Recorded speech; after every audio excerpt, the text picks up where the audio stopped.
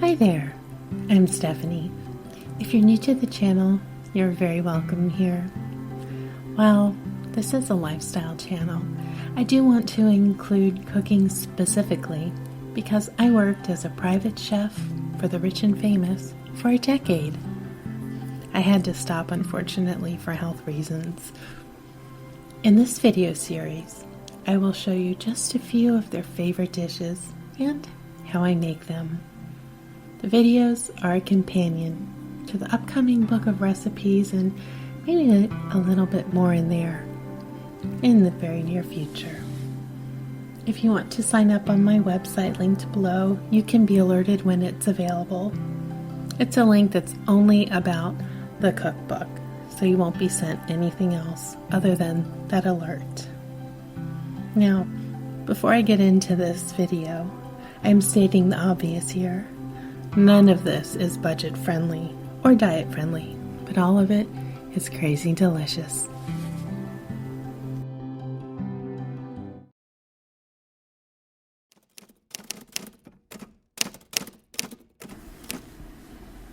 Hi everyone, welcome to another episode of my chef series, what I cooked for the rich and famous.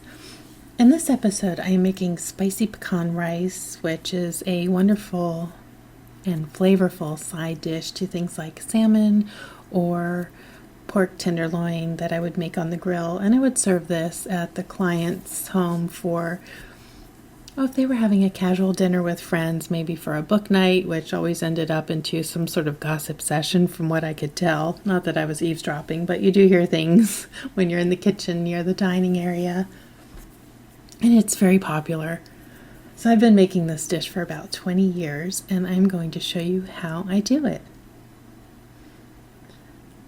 So I first start off with the rice base. So the rice itself is not spicy until I add in the spice mixture.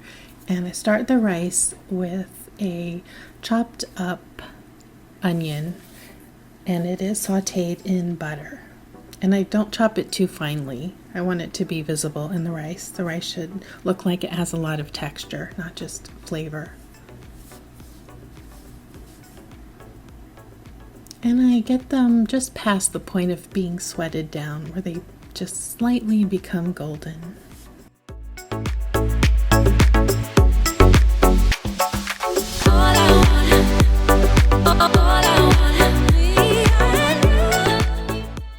There they are, getting some color now.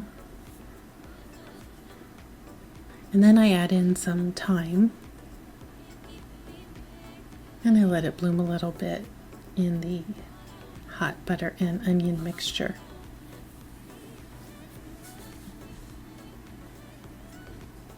And once it's fragrant, I realize I need a little more butter in proportion to the amount of rice that I'm making, because I am going to brown the rice a little bit in a pilaf style.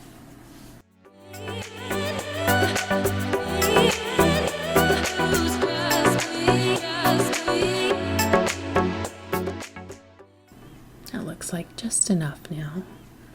So I've rinsed the basmati rice.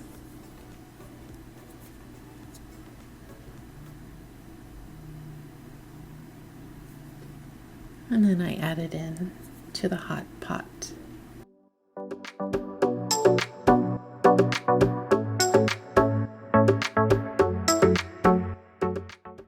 And I just let it go over medium heat until it starts to get a little bit of crust on it, or little brown bits.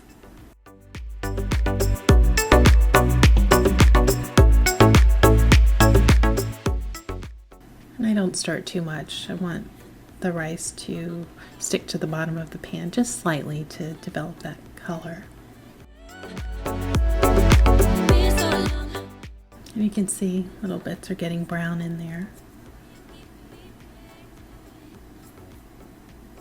Next I'll add in some hot water, the right proportion of water to rice. I always cook rice on the stove top. I don't trust any other method just because this has always worked perfectly for me. And rice is my favorite starch. I'm not willing to risk what works. You know how it is. If it ain't broke, don't fix it. And I'm going to let that simmer for 16 minutes with the lid on. But first, I need to add a little more flavor by way of chicken broth. And I'm using a concentrate in this instance because I don't have any stock in my freezer. And this is low sodium, so it's going to need a little more salt.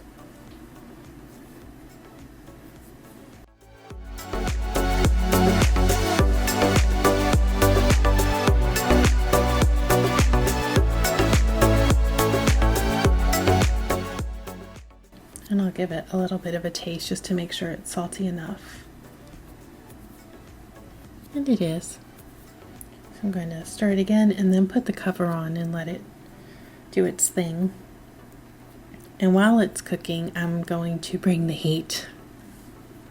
So this is where I need a mask because not of the cayenne pepper, the white pepper.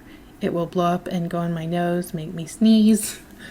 So first, into the melted butter, I put the chopped up pecans. And I'm doing this over a medium-low heat because nuts will burn quickly. And also black pepper will burn. And I don't want any of this to have a burned taste, just a spicy taste.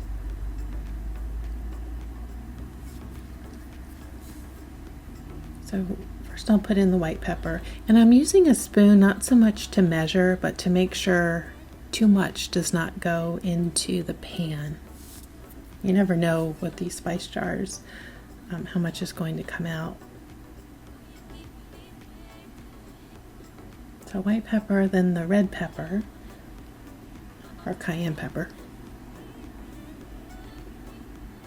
and then black pepper, and I use equal amounts of all three. And it really gives some nice complexity because they each have a distinctive taste. And I'll just continue to cook this over the medium-low heat until it gets fragrant and the nuts look toasted. It takes, I'd say, about 2 more minutes.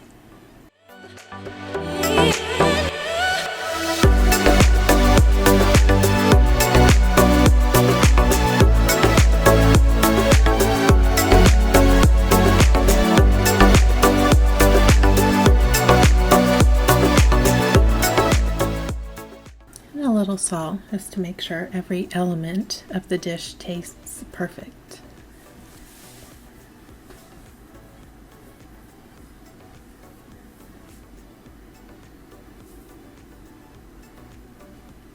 And now I'll put the two together. The rice is done, so I'm going to put it into a serving bowl. And normally for a client, of course, I would plate their dishes, but for the video today, if this is something you want to make family style, you can do it this way. So I'll put an amount, I'm not going to put all of it, I'm going to put an amount of the rice into the bowl, fluff it up a little bit, and then add in the spicy pecan mixture. And I'll stir it around to look at the proportion of the nuts to rice. There's no perfect formula to this. The ratio, that is. I make sure I get all the flavor out of the pan. And I start to just toss it together.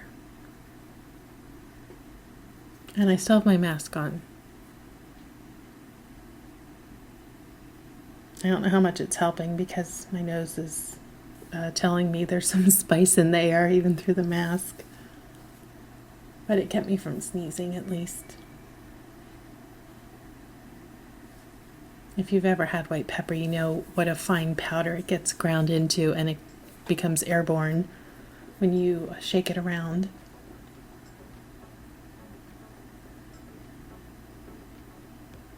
It looks pretty good. Maybe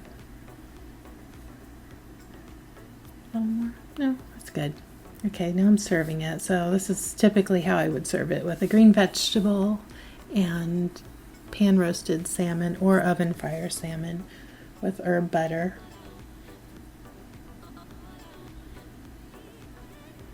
It's best to serve this rice with a simply seasoned protein because it's really the star of the dish, believe it or not. And I always like to put a little bit of butter on my fish when I serve it. And that's how I make spicy pecan rice.